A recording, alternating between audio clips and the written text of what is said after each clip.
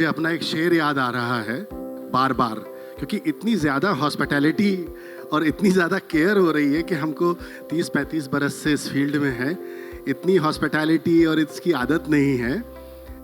एक शेर मैं आपको सुनाता हूँ जो आप सबकी तरफ से है कि ये सोचना गलत है कि तुम पर नज़र नहीं, ये सोचना गलत है कि तुम पर नज़र नहीं, मसरूफ़ हम बहुत हैं मगर बेखबर नहीं।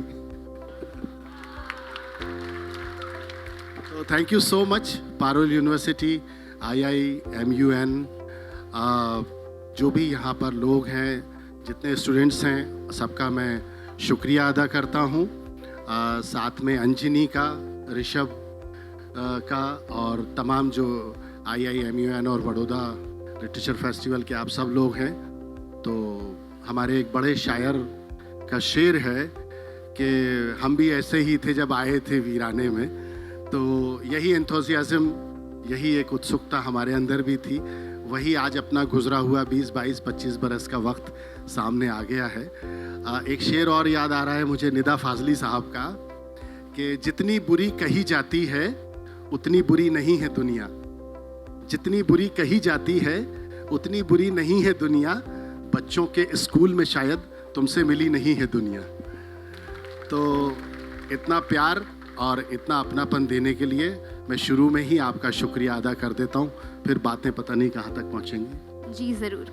तो सर, यहाँ पे हमने काफ़ी सारे सवाल, काफ़ी उलझनों के बीच में हमने कुछ सवाल आपके लिए चुने हैं जिसका जवाब हम आज आपसे मांगेंगे। तो जो पहला सवाल है मेरा, वो मेरी दिली ख्वाहिश भी है कि आपकी जो रचनाएं हैं, जिसको हम पिछले 3 दशक से साहित्य में पढ़ते चले आ रहे हैं, आपने आमीन और आफरीन जैसी इतनी अच्छी किताबें लिखी हैं और भी आपने बहुत सारी किताबें लिखी हैं जिनमें से कुछ को अकेडमी अवार्ड्स भी मिले हैं। तो सर, और आपके काफ़ी सारे गीत हैं जो कि पंकज उदास जी ने, बच्चन साहब ने, सोनू निगम जी ने उन्हें उन बोलों को आवाज़ दी है। तो क्यों ना आपकी एक ऐसी रचना से कार्यक्रम की शुरुआत की जाए जो कि हमें मनोरंजित भी कर दे और प्रभावित भी कर दे। मतलब आपने मकसद तय कर दिया है कि मुझे यहाँ करना क्या है। एक गज़ल जो मुझे बहुत अजीज़ है अपनी, और जिसे अभी हमने देखा जगजीत जी ने गाया है, उसके कुछ शेर मैं आपके लिए पढ़ देता हूँ। जी ज़रूर, एक बार इरशाद हो जाए ज़रा ज़ोर से। नहीं, ये धीरे धीरे मेरी ही तरह आप लोग भी थोड़ा सा फॉर्म में आएंगे। अभी मैं भी थोड़ा सा सहमा हुआ हूँ क्योंकि सामने ये पहला मौका है। 25-30 मुल्क अपनी कविता और शायरी के हवाले से घूमने का मौका मिला है। देश में लगभग हर जगह जाते रहते हैं, पर ऐसा मौका बहुत कम आता है कि सामने नीरज कुमार जी बैठे हों, सब फेमस ऑथर, और हमारी दिल्ली की हिफाजत करते रहे हैं वो, दिल्ली के पुलिस कमिश्नर के तौर पे। सामने इरफान हबीब साहब बैठे हों, नोटेड हिस्टोरियन, और बहुत सारी किताबें अभी आप उनको भी सुनेंगे 3 बजे। यहाँ 2 और शख्सियत बैठी हैं जो नए नए दोस्त बने हैं मेरे। और सबसे ज़्यादा मुश्किल होता है गज़ल सुनाना, कविता सुनाना, तब जब गज़ल खुद सामने बैठी हो और वो आपकी पत्नी हो। तो मैं थोड़ा सा नर्वस हो रहा हूँ क्योंकि 2 लेजेंड्स जो हैं राइटिंग फील्ड के, वो मेरे सामने हैं, और बहुत ब्लेस्ड भी महसूस कर रहा हूँ कि उनके सामने बैठ के कुछ पढ़ पा रहा हूँ। तो ये मतला जो है, आप लोगों की नज़र है, आप सब की नज़र है। मंजिलें क्या हैं, रास्ता क्या है।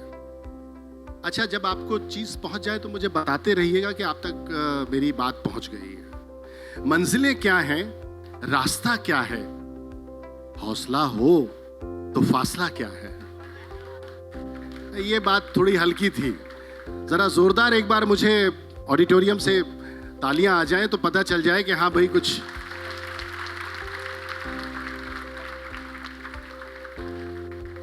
हमारे एक बहुत संजीदा शायर थे, वो हमारे साथ एक मुशायरे में पढ़ रहे थे और एक ही शेर को बार बार पढ़ रहे थे। तो बीच में से एक ऑडियंस में से आप जैसा एक नौजवान उठा और उसने कहा, एक शेर आप कब तक सुनाते रहेंगे? तो उन्होंने कहा कि जब तक अच्छी दाद नहीं आएगी। तो आपको भी दाद देते रहना है। मंजिलें क्या हैं, रास्ता क्या है, हौसला हो तो फासला क्या है। तुम हमारे करीब बैठे हो, तुम हमारे करीब बैठे हो, अब दवा कैसी, अब दुआ क्या है। तुम हमारे करीब बैठे हो, अब दुआ कैसी, अब दवा कैसी, अब दुआ क्या है। इरफान साहब ये शेर देखें कि जब भी चाहेगा छीन लेगा वो, जब भी चाहेगा छीन लेगा वो, सब उसी का है, आपका क्या है।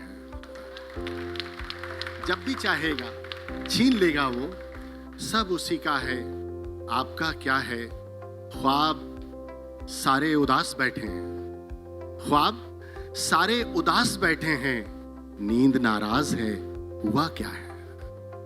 ख्वाब सारे उदास बैठे हैं, नींद नाराज है, हुआ क्या है। और ये गजल का आखिरी शेर जो मुझे बहुत खास है कि चांदनी आज किस लिए नम है, चांदनी आज किस लिए नम है, चांद की आंख में चुभा क्या है।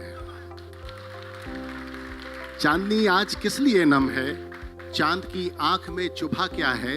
नौजवान दोस्त सोच रहे होंगे कि इसमें हमारे काम का क्या है।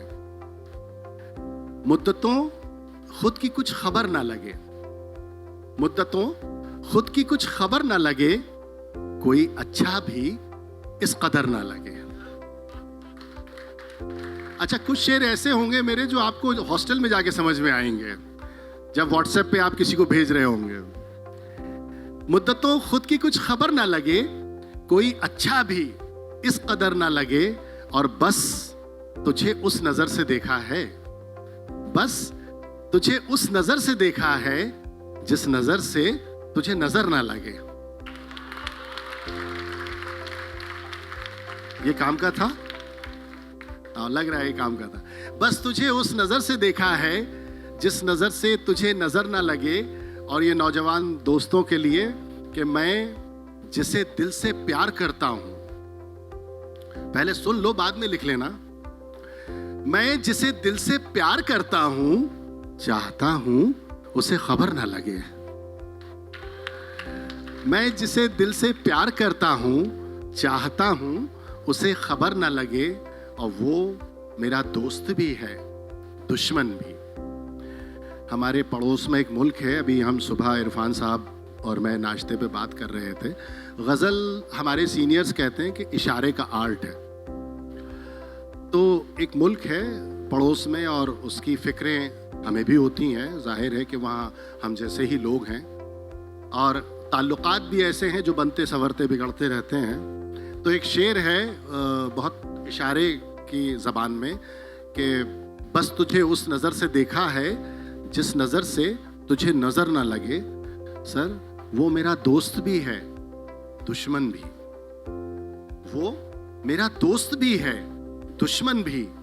बद्दुआ दूं उसे मगर न लगे। ठीक है, इतना काफी है। जी जी, इतना तो बहुत काफ़ी है। आगे बढ़ते हुए हम आपसे दूसरा सवाल पूछना चाहेंगे, जो कि शायद हम आपके निजी जीवन में थोड़ा झांकने की कोशिश कर रहे हैं। तो निजी जीवन सामने बैठा हुआ है, आप वहां झांक लीजिए। जी। तो जो दूसरा सवाल है वो ऐसे है कि काफ़ी बार हम सबको अपने जीवन में कठिन निर्णय लेने पड़ते हैं, आपको भी लेने पड़े होंगे। तो काफ़ी बार ऐसा होता है कि हम कठिन निर्णय तो ले लेते हैं, लेकिन बाद में जो परिस्थितियाँ होती हैं वो संभाले नहीं संभलती। कभी कुछ आपके साथ भी ऐसा हुआ हो, कोई किस्सा, पुराना ही सही या नया ही सही? नहीं, ऐसा होता है कि देखिए, एक स्टोरी मुझे याद आती है, मैंने किसी अच्छे मोटिवेटर से सुनी थी। मेरा अपना पढ़ा हुआ है वो किस्सा। ज़िंदगी में क्या होता है कि एक बात आपको हमेशा माननी पड़ेगी, ये आपकी एज में ज़रूर आपको माननी पड़ेगी ये बात, कि कभी भी नाकाम इंसान की कहानियाँ तारीख़ नहीं दोहराती।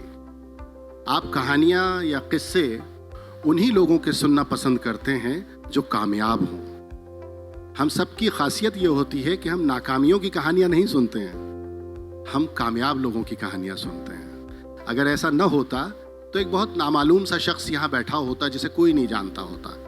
लेकिन अगर आप 1 घंटे मुझसे बात करने के लिए यहाँ मुझे बुलाए हैं, तो कहीं ना कहीं मैंने अपने जॉनर में थोड़ा बहुत काम किया है, तो आपने मुझे ये वक्त दिया है। ये वक्त इतनी आसानी से कोई किसी को आजकल देता नहीं है।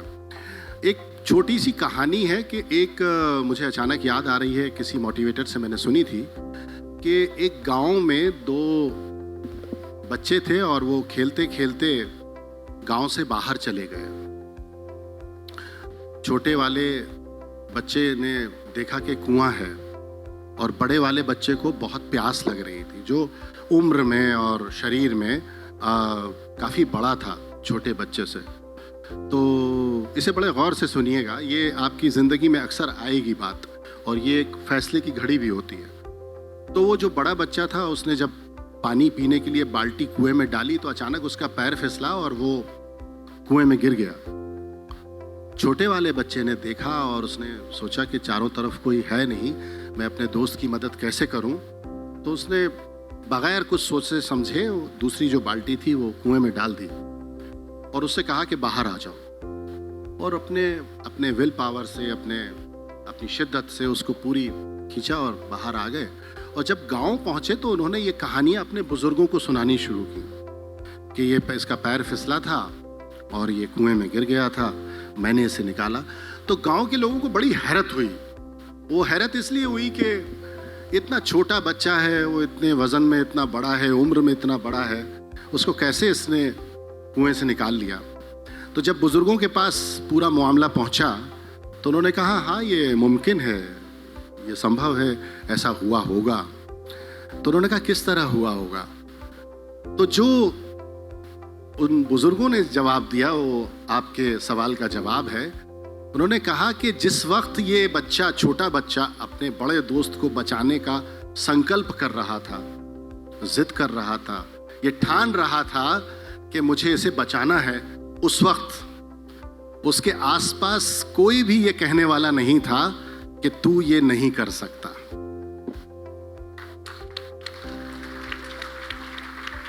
ये तू ये नहीं कर सकता वाली जो बात है ना, ये जिंदगी में कई बार आती है, लेकिन मैं इस कहानी को थोड़ा और आगे ले जाता हूं कि जब जब आपसे ये कहा जाए कि तू ये नहीं कर सकता, तब तब आपको ये ठानना है कि मैं और सिर्फ मैं ही ये कर सकता हूं। तो जिस वक्त मैं लिख रहा था, जिस वक्त मैं राइटिंग शुरू कर रहा था, उस वक्त हमारे भोपाल में, मैं भोपाल से हूं, विदिशा से हूं, प्रोग्रेसिव राइटिंग मूवमेंट का एक बहुत बड़ा दौर चल रहा था और तमाम जितने फ्री वर्स के लिखने वाले थे वो वहाँ पर थे उस वक्त। ये मैं आपसे बात कर रहा हूँ अर्ली 90s की। तो एक प्रोग्रेसिव राइटिंग मूवमेंट था। दुष्यंत हमारे भोपाल से, निदा फाजली साहब जिनको मैं अपने आइडियल पोइट्स में मानता हूँ, दुष्यंत जी को मैं अपने बिल्कुल एक तरह से अपने आइडियल की तरह देखता हूँ। तो जब मैं गज़ल कहने लगा तो मेरे सामने ये मुश्किलात आईं, क्योंकि मेरा जितना सर्कल था वो फ्री वर्स पोइट्री का था और कहते जा रहे ये गज़ल क्या है, तो डेड फॉर्म है, अब तो कोई सुनने पढ़ने वाला है नहीं।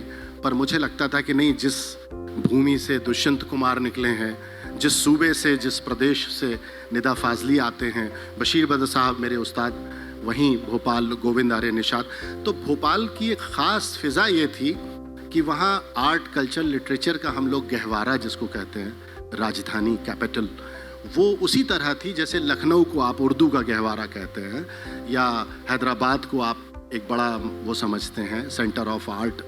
इसी तरह से भोपाल में भी भारत भवन बन रहा था, बन गया था। तो आर्ट, कल्चर, लिटरेचर की एक बहुत बड़ी फ़िज़ा थी। फिर मेरा अपना छोटा सा शहर विदिशा, वहाँ हिंदी उर्दू का बड़ा वो था। मेरे घर की फ़िज़ा ऐसी थी। मेरे जो सबसे बड़े भाई थे वो ख़ुद एक बहुत नोटेड गीतकार थे, पोएट थे। उनके जो भाई थे चौधरी निसार मालवी साहब, उनके दोस्त बहुत अजीज़, उनका घर में आना जाना था। तो ये सारी चीज़ों ने मुझे लिखने पढ़ने की एक कैफियत अदा की। और एक जो एक कंपोजिट कल्चर होता है, मैं अक्सर कहता हूँ, अभी भी मुझसे आपने शायद पूछा था सर ने कि आप किस ज़बान में लिखते हैं, तो मैंने कहा कि ना मैं हिंदी में लिखता हूँ, ना मैं उर्दू में लिखता हूँ, मैं हिंदुस्तानी में लिखता हूँ। तो मैं अपने आप को हिंदुस्तानी ज़बान का पोएट इसीलिए मानता हूँ। फिल्मों में भी जो मैंने लिखा या जो भी गाया गया, जो आपने अभी सुना मेरी शो रील में, वो भी सब हिंदुस्तानी ज़बान है जिसको आप हम सब बोलते हैं। और कठिनाइयाँ सबके सामने आती हैं, मेरे सामने भी आई थी। तभी मैंने कहा था कि मंजिलें क्या हैं, रास्ता क्या है, हौसला हो तो फासला क्या है।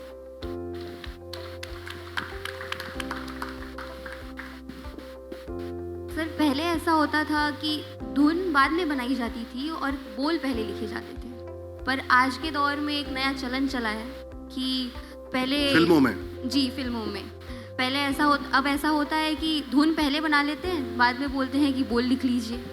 आपकी भी एक बहुत प्रख्यात कविता है, सुनो ना सखी, सखी पिया जिसको बोलते हैं हम, जिसको रेखा भारद्वाज जी ने आवाज़ दी है, उसके बोल भी आपने पहले लिखे थे, बाद में उसको आवाज़ दी गई। तो आपका इस नए जो फिल्म कल्ट में जो नया चला है, उसके बारे में आपके क्या विचार हैं? देखिए, शुरुआत तो जो भी गीत आपको याद हैं फिल्मों के भी, अगर हम अपनी लेगेसी में चले जाएं, हम अपने पुराने वक्तों में चले जाएं, तो हमारे जो लेजेंड्स हुए, कैफी आज़मी साहब, साहिर लुधियानवी साहब, मजरूह साहब, है ना, और शैलेंद्र जी, ये सब लोग पोएट्री पहले लिखते थे। सिचुएशन ऐसी होती थी कि डायरेक्टर सिचुएशन समझा देते थे, उस पर नगमा लिखा जाता था या गाना लिखा जाता था। आपकी नज़रों ने समझा प्यार के काबिल हमें, दिल की ये धड़कन ठहर जा, मिल गई मंजिल हमें। तो आपको जो पुराने गाने याद रहते हैं आज भी, तू जहाँ जहाँ चलेगा, ख्वाजा अहमद अब्बास साहब, हाँ, राजा मेहदी अली खां साहब कि तू जहाँ जहाँ चलेगा मेरा साया साथ होगा। तो ये सारे गीत आपको याद ही इसलिए हैं क्योंकि ये पोएम की फॉर्म में याद हैं आपको, ये नगमे की तरह तो हैं ही, गीत की तरह तो हैं ही। अब आज क्या हो रहा है, आज कंपोजिशन पहले हो रही है। आप आज के लिरिक्स को बहुत याद नहीं रख सकते, आपको धुन याद आ जाएगी लेकिन लिरिक्स याद नहीं आएंगे, या याद रहेगा तो वो 30 सेकंड का कॉलर ट्यून है ना, आजा मेरी गाड़ी में बैठ जा, वो उतना याद रहेगा आपको, उसके बाद क्या लिरिक्स हैं आप याद नहीं कर सकते। लेकिन आप जब पुराने हमारे लेजेंड्स को सुनेंगे तो आपको पूरे पूरे नगमे याद रहेंगे, कि तू कोई जन्म भी लेगा मेरा साया साथ होगा, नज़र आऊँ या ना आऊँ तेरे पास हूँगी मैं भी। तो ये सारी चीज़ें मेरे साथ, मेरी खुशकिस्मती ये रही कि बहुत कम काम मेरा फिल्मों में आया, लेकिन जितना जिसका आपने अभी जिक्र किया, वो हज़रत अमीर खुसरो का बड़ा मशहूर रेख्ता है, ज़हाल मिस्की मुकुन तगाफुल दुराए नैना बनाए बतियाँ, किताब हिजरा न दार में जा न ले हुकाए लगाए छतियाँ। तो हमारे उर्दू में एक ट्रेडिशन है, उसको खिराज अक़ीदत कहते हैं, कि श्रद्धापूर्वक अपने किसी क्लासिक्स को या अपने किसी क्लासिक को या अपने किसी बड़े बुज़ुर्ग को याद करना। तो उसमें ये, जैसे आपने गीत सुना होगा गुलजार साहब का, मौसम फिल्म का गीत है सर, वो दिल ढूंढता है फिर वही फुर्सत के रात दिन, बैठे रहें तसव्वुर जाना किए हुए। अब ये शेर गालिब का है, उस पर गाना गुलजार साहब ने लिखा है। तो मेरी एक गज़ल है, अगर आप इजाज़त दें तो मैं कुछ शेर सुना दूं उसके। एक बार जोर से इरशाद, आवाज़ नहीं आई, एक बार ज़्यादा जोर से कीजिए। मतलब तालियां, इनका मतलब तालियों से है जी ज़रूर। तो एक बहुत पुरानी पोएम है, 15-20 बरस पुरानी है, कि सखी पिया को जो मैं न देखूं तो कैसे काटूं अंधेरी रतियां। ये मिसरा जो है हज़रत अमीर खुसरो का है, जो 13वीं शताब्दी के बहुत बड़े सूफ़ी कवि हुए। हमारे हज़रत निज़ामुद्दीन दिल्ली में उनका वो है, आराम गाह है। सखी पिया को जो मैं न देखूं तो कैसे काटूं अंधेरी रतियां, कि जिनमें उनकी ही रोशनी हो कहीं से ला दो मुझे वो अखियां, कि जिनमें उनकी ही रोशनी हो कहीं से ला दो मुझे। अच्छा, तुम लोगों को अगर कोई शेर समझ में आए तो इनके कहने के मुताबिक तालियां बजाना, और अगर कोई शेर नहीं समझ में आए तो ज्यादा जोर से बजाना, ताकि पता चले कि ये शेर हमको समझ में नहीं आया। तो मैं दोबारा सुना दूंगा। सखी पिया को जो मैं न देखूं तो कैसे काटूं अंधेरी रतियां, कि जिनमें उनकी ही रोशनी हो कहीं से ला दो मुझे वो अखियां। दिलों की बातें दिलों के अंदर जरा सी जिद से दबी हुई हैं, दिलों की बातें दिलों के अंदर जरा सी जिद से दबी हुई हैं। वो सुनना चाहें जुबान से सब कुछ, मैं करना चाहूं नजर से बतियां। वो सुनना चाहें जुबान से सब कुछ, मैं करना चाहूं नजर से बतियां।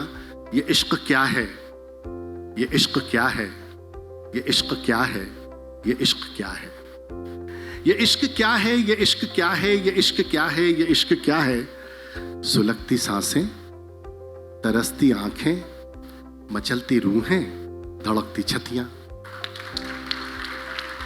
और ये शेर मीरा का दर्शन और ये शेर के मैं कैसे मानूं बरसते नैनों कि तुमने देखा है पी को आते। मैं कैसे मानूं बरसते नैनों कि तुमने देखा है पी को आते। न काग बोले न मोर नाचे न कूकी कोयल न चटकी कलियां। सखी पिया को जो मैं न देखूं तो कैसे काटूं अंधेरी रतियां। तो ये आमीन की एक पोयम थी जिसको एक बहुत ही होनहार डायरेक्टर हैं कुशल श्रीवास्तव जी, उन्होंने लास्ट टू लास्ट ईयर एक फिल्म बनाई थी जो सस्पेंस थ्रिलर थी, वोडका डायरी। उसमें संदेश शांडिल्य जी का म्यूज़िक था, जिनका गाना हम लोग बहुत सुनते हैं, आओगे जब तुम हो साजना। तो ये किताब से लेकर ही कंपोज हुई, और जगजीत जी ने जो गाया या पंकज जी ने जो गाया या बच्चन सर की जो पोएम आप सुन रहे थे, ये सब मैंने पहले लिखी और उसके बाद ये कंपोज हुई या रिकॉर्ड हुई। तो मुझे ये शरफ़ या ये खुशकिस्मती कहूँगा मैं अपनी, कि मेरी उन पोएम्स को फिल्मों में या एल्बम्स में या सिंगर्स के पास या म्यूज़िक डायरेक्टर्स के पास ज़्यादा जगह मिली जो मैंने पहले लिखी। अभी मैंने last to last year AR Rahman sahab की प्रेजेंस की हुई एक फ़िल्म लिखी थी अटकन चटकन। तो उसमें भी ये हुआ कि माँ पर एक पोएम लिखनी थी, तो उनका इंस्ट्रक्शन आया क्योंकि उस वक्त कोविड का दौर था और हम लोग सब अपने अपने घरों में कैद थे। तो पहले मैंने थॉट पर पोएम लिखी, उसके बाद उसको शिवमणि जी ने कंपोज किया और उनकी जो वाइफ हैं रूना रिजवी साहिबा, उन्होंने उसे आवाज़ दी। रहमान सर ने वो फिल्म प्रेजेंट की थी, उनका प्रोडक्शन था अटकन चटकन। तो मेरे साथ ये हुआ कि मैंने पहले नगमे लिखे, गीत लिखे, गज़लें लिखी, देन वो कंपोज हुई। अभी एक फ़िल्म कर रहा हूँ बहुत रिसेंटली, उसमें कुछ धुनों पर लिखने का मौका मिला है, लेकिन आप सबके उसमें भी अपनी बहरें वगैरह और वो सब तलाश कर लिए तो काम आसान हो गया। अब हम कार्यक्रम को आगे बढ़ाते हुए एक और सवाल है जो मैं पूछना चाहूँगी आपसे। हमने सुना है कभी कभी आप भी फंस जाते हैं, कभी कभी ऐसा होता है कि आपको भी रचना करने के लिए शब्दों की कमी पड़ जाती है, ऐसा कह सकते हैं हम, या फिर विचारों में थोड़ा जो होता है राइटर्स ब्लॉक की बात करते हैं। जी जी जी। हाँ, ऐसा होता है, ऐसा अक्सर होता है। और ऐसा भी रिसेंटली जब शिव तांडव स्तोत्र का मैं अनुवाद कर रहा था हिंदी में, तब भी हुआ था, पहले भी हुआ था। एक दो बार ऐसा हुआ है कि 2-2, 3-3 महीने कुछ भी सोच रहे हैं लेकिन लिख नहीं पा रहे हैं, और पोएट्स के साथ ऐसा अक्सर होता है।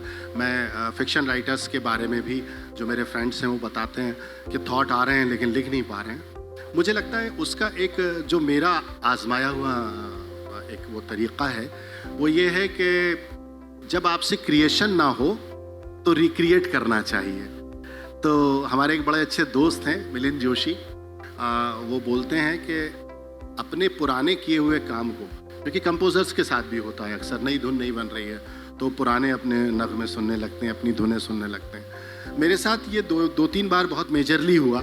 तो मैं ये करता हूँ कि मेरी जो पोएम्स हैं, जो पुरानी मेरी गज़लें हैं, मैं उनको पढ़ना शुरू करता हूँ और उनमें आज के मुताबिक, आज की तरह से करेक्शन करना शुरू करता हूँ, और फिर ये ख़ुद को यकीन दिलाता हूँ कि यार ये मैंने ही लिखा है, तो मैं जब ये लिख सकता हूँ तो आगे क्यों नहीं लिख सकता। तो वो होता है। पीछे दिनों शिव तांडव स्तोत्र के साथ हुआ कि करीब 15-20 रोज़ तक वो रिकॉर्ड होना था, मैं उसको नहीं कर पाया। तो आशुतोष राणा जी जिन्होंने उसको पढ़ा है बड़ी खूबसूरती से, और मैंने कह दिया कि मैं हाँ कर रहा हूँ, लेकिन हकीकत ये कि वो नहीं हो रहा था। फिर एक दिन मैं कुछ पुराना अपना मैंने बहुत देर तक, घंटे 1.5 घंटे पढ़ा, और फिर अपने आप को ये यकीन दिलाया कि ये भी तुम्ही ने कहा है। तो आपके साथ भी जब ये हो कि कभी लगे कि नहीं यहाँ एक ब्लॉक आ गया है, एक रुकावट आ गई है, तो मेरा ये मशवरा है नए लिखने वालों को। कितने लोग हैं जो लिखते हैं यहाँ पर पोएम्स या फिक्शन? ओहो बड़ा कम है। तो मेजॉरिटी में मतलब नहीं लिखने वाले लोग हैं, तो फिर इतना इंटरेस्ट कैसे ले रहे हैं मतलब ये पोइट्री और लिखने में, जब इतनी सच सुनने वाले हैं। चलिए ठीक है। तो ये अगर ऐसा होता है, और स्टडी में भी होता है कि आपने जो पुराना पढ़ रखा है उसको फिर से पढ़िए ताकि नया समझ में आए। मेरा तो यही नुस्खा है। अब जैसा कि आपने अभी बताया कि आपने भावार्थ किया है तांडव स्तोत्रम का, तो मैं चाहूँगी कि आप, मतलब ये हमारा आखिरी सवाल है और आखिरी विनती भी, तो एक बार क्यों ना इसकी 4 लाइनें सुना दी जाए।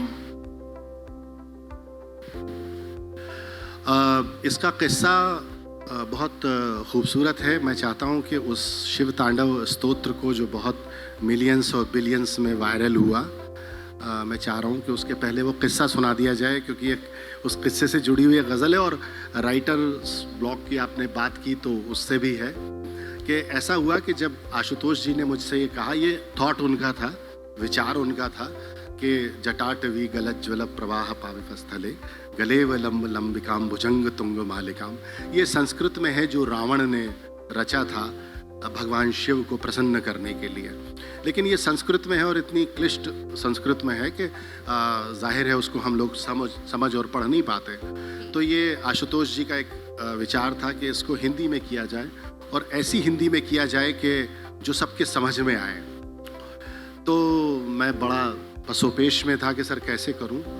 तो उन्होंने मुझे याद दिलाया कि देखो तुम परेशान हो रहे हो, पिछले दिनों तुमने एक गज़ल कही है हिंदी की, तो वो हमारे जो मुल्क का जो पॉलिटिकल सिनेरियो है उस पर मैंने सर एक गज़ल कही थी, और वो गज़ल यूं थी कि जो दिख रहा है सामने वो दृश्य मात्र है, जो दिख रहा है सामने वो दृश्य मात्र है, लिखी रखी है पटकथा मनुष्य पात्र है, लिखी रखी है पटकथा मनुष्य पात्र है, नए नियम समय के हैं असत्य सत्य है, नए नियम समय के हैं असत्य सत्य है, भरा पड़ा है छल से जो वही सुपात्र है,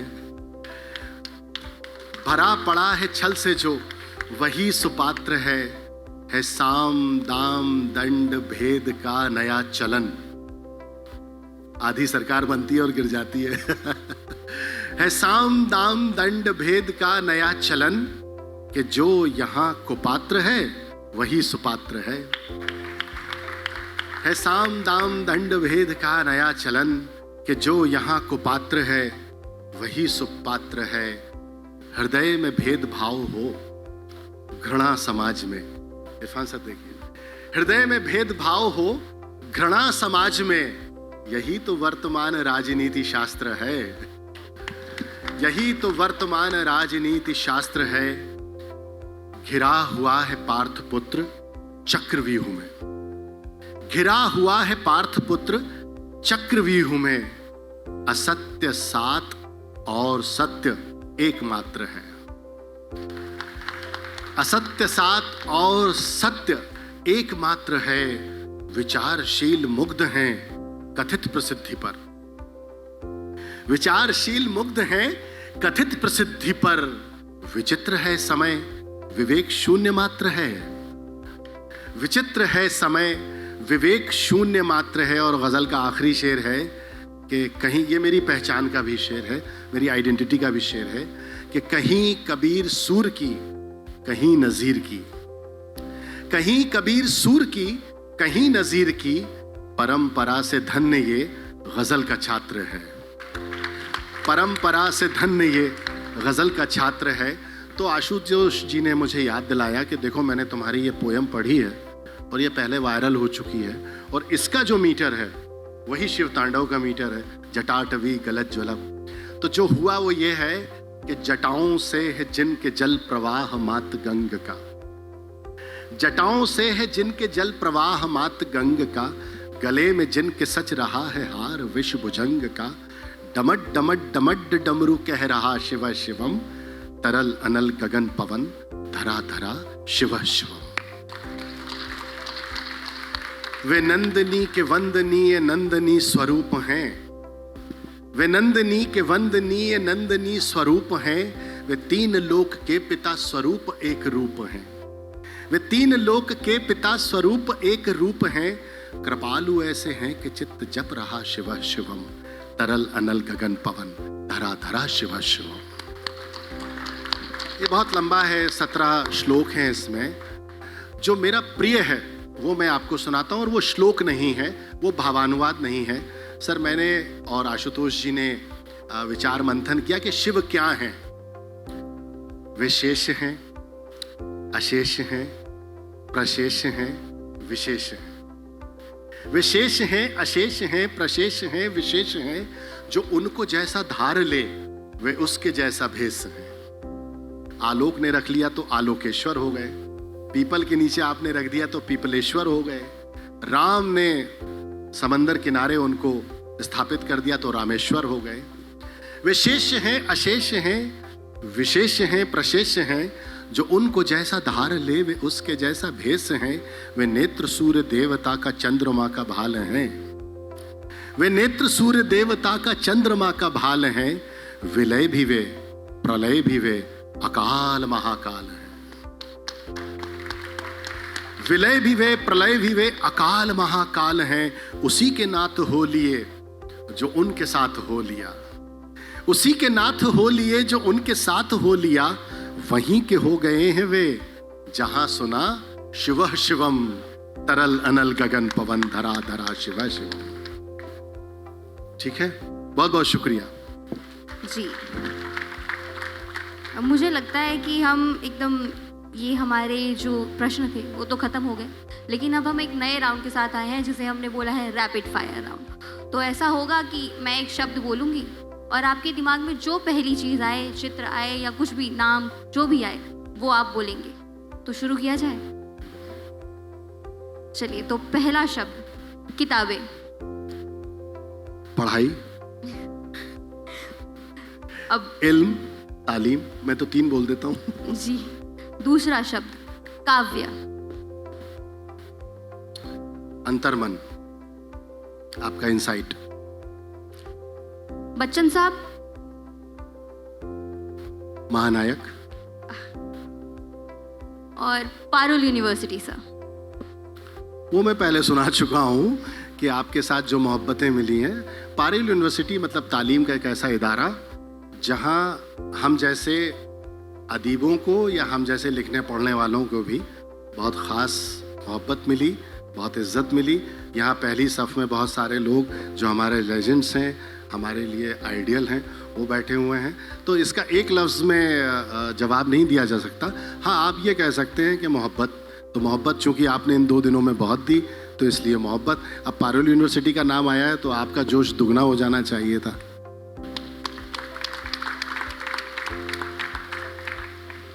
सर IIMUN। IIMUN के लिए उनको सुनने वाले यहाँ मौजूद हैं जी। केयर टेकर्स, बहुत अच्छे, आर्ट, कल्चर, लिटरेचर, और जिस तरह से वो लोग महफूज कर रहे हैं चीज़ों को, और जिस तरह से मैं समझता हूँ कि मैंने जो उनकी एक्टिविटीज़ देखी हैं वो बहुत मुतासिर करने वाली हैं, बहुत इम्प्रेस करने वाली हैं। और इस तरह से किसी मिशन को लेके चलना और उसमें आप तक पहुंचना, ये वाकई में काबिल तारीफ़ है। और मैं उनका बहुत इस्तकबाल करता हूं और बहुत शुक्रिया अदा करता हूं कि कोई है जो इस तरह से आर्ट, कल्चर और लिटरेचर को और इस तरह से हम लोगों को सबको बहुत अच्छे से केयर टेक करते हैं। मैं ऋषभ को बहुत सारी दुआएं देता हूं क्योंकि मुझसे बहुत छोटे हैं वो, तो बड़े होने के नाते यहाँ वो मौजूद नहीं है, अंजनी यहाँ मौजूद नहीं है, उनको बहुत सारी दुआएं, बहुत सारी गुड विशेस, और इतना अच्छा कि वो अब कहीं भी इन फ्यूचर मुझे बुलाएंगे तो मैं ज़रूर आऊँगा।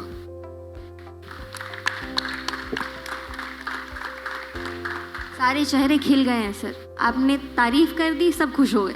हाँ, और उनके लिए एक मजरू साहब का एक शेर भी है IIMUN के लिए कि मैं अकेला ही चला था जानिबे मंजिल मगर, मंजिल की तरफ मैं अकेला ही चला था जानिबे मंजिल मगर, लोग साथ आते गए और कारवां बनता गया। सर फिल्मी जगत। फिल्मी जगत। मनोरंजन। साहित्य। सबका हित। साहित्य का मतलब ही है साहित्य, सबका हित।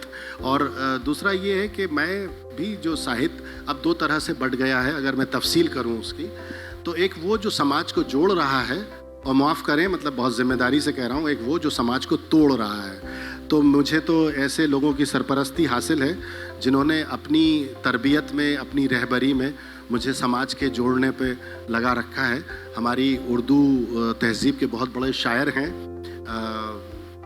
उनका शेर है मुरादाबादी साहब का कि उनका जो फ़र्ज़ है वो अहले सियासत जाने, जिगर मुरादाबादी, उनका जो फ़र्ज़ है वो अहले सियासत जाने, मेरा पैगाम मोहब्बत है जहाँ तक पहुँचे। तो साहित्य जो है वो जोड़ने का काम करता है, मोहब्बत का काम करता है, और यही मैंने अपने बड़ों से सीखा है।